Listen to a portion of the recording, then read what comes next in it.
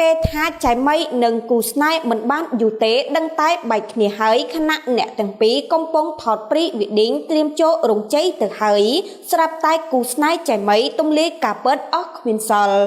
ក្រោយតាក់ទងមើលចិត្តថ្លើមគ្នាអស់រយៈពេលជាច្រើនខែហើយនោះលោកមេងដែលត្រូវជាគូស្នេហ៍ចៃមីបានដឹកដៃចៃមីទៅថត pre-wedding នៅប្រាសាទអង្គរវត្តជាមួយនឹងឈុតប្រពៃណីខ្មែរតុបតែងខ្លួនយ៉ាងស្រស់ស្អាតនិងស្រស់សង្ហាស័ក្តិសមគ្នាឥតខ្ចោះតែម្ដងអមដោយធម្មជាតិឡើងខៀវស្រងាត់យ៉ាងស្រស់ត្រកាលប្រៀបដូចឋានសួគ៌លើដី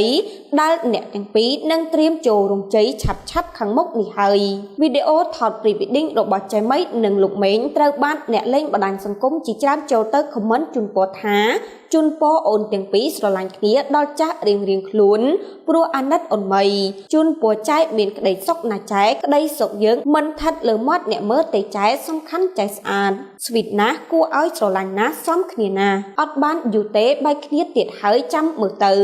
ថតម៉ូដសំអង្ការគេសតនិយាយមកធ្វើដូចមែនតេនអ្នកណាគេយកយើងនឹងសុំសួរមួយតាមត្រង់ពេលណាសម្ដែងចប់ប្តីច្រើនម្លេះចែក្រោយឃើញមតិមួយចំនួនរិះគន់អនាគតកូនក្រមុំខ្លួនបែបនេះស្រាប់តែគូស្នេហ៍ចៃមីពោលពាក្យតែមួយឃ្លាទៅកាន់ចៃមីថា